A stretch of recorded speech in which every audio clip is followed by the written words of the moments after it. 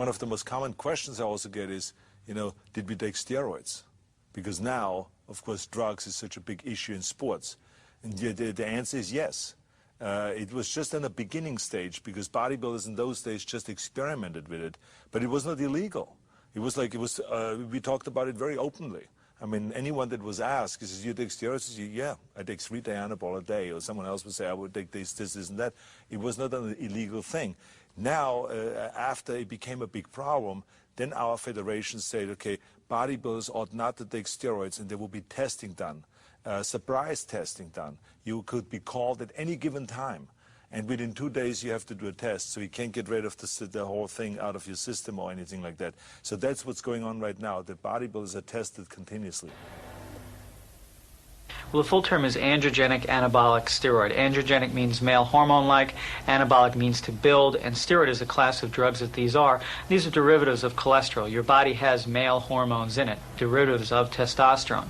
And these drugs are manufactured synthetically, and we use them in medicine for people who have certain types of anemias or different types of diseases. The athletes, unfortunately, use these hormone drugs in order to enhance their growth of muscle, their ability to retain weight, nitrogen, and all these different elements that they retain. I have to be quite truthful with you. I only use anabolic. I'm not going to have to deny it because all the other Mr. Olympia contender, I feel that they are using it, and I only use it for the fact to reverse catabolic effect, I don't use steroids to be a monster because I don't think monsters win. There's no way of stopping anyone from doing any action that they wish to do. It's just like a diabetic who likes to sneak chocolate cake. They shouldn't eat the chocolate cake, but they're going to do it anyway, but you'll still take care of them to try and manage their diabetes. What I try and do is pick up the health problems in the athletes early enough before it becomes a fatal or a chronic serious injury. I'm in the gym, and I've been in the gym for 12 years, and I've seen young kids or people that don't even look like anything, they start taking steroids. And they're taking dosages that, a champion bodybuilder would never even take, and they still don't look like anything. So if you feel that steroids are going to make you a champion, they're not. It's sad to say that it's gotten out of proportion now. It was something before that it was almost like a clique that only bodybuilders knew about. And now everybody knows about steroids, and now steroids are becoming almost like cocaine. It's coming that bad. You see, the guys that make it to the Mr. Olympia are already genetic superior beings to begin with. That's why they've made it this far. The people who get hurt the worst are the young kids coming up who aren't so genetically superior, because they're going to take 5 times as much as these guys to try and get anywhere near where these guys are. And that's the patient population that would be most severely damaged overall. I said it before and I say it again. If you eliminate anabolic steroids from all the athletes at one time, the champion will remain the champion. And I really think we better off without them, honestly.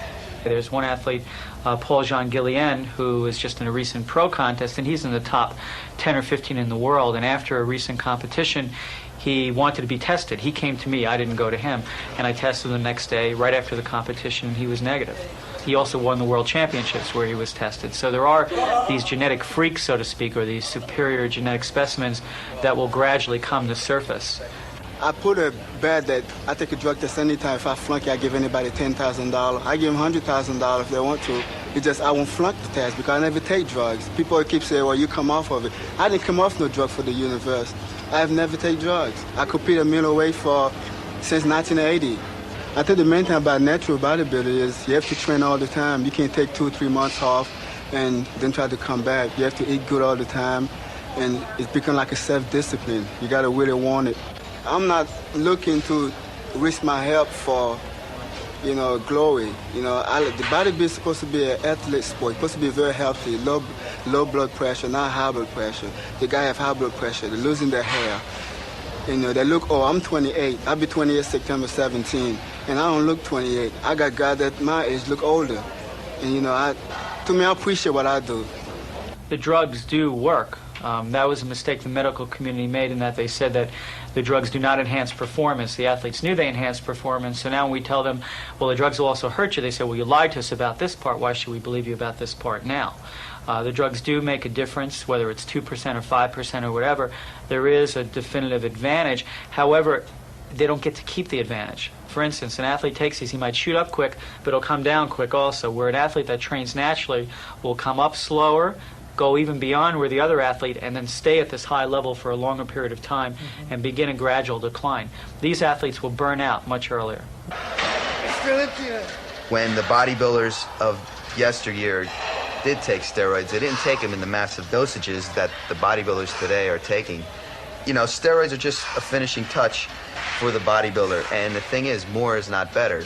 So that's the thing on steroids. It's not the steroids that make a champion, but it's the hard training, the dedication, the dieting, the sacrifice, and the genetics that that person has, what makes that champion. Drugs ist ungefähr so viel, hier That's so what drugs viel, is? und das ist Arbeit. Harte Arbeit. Schwere, harte Arbeit. Hard work, very hard work. And this is only drugs.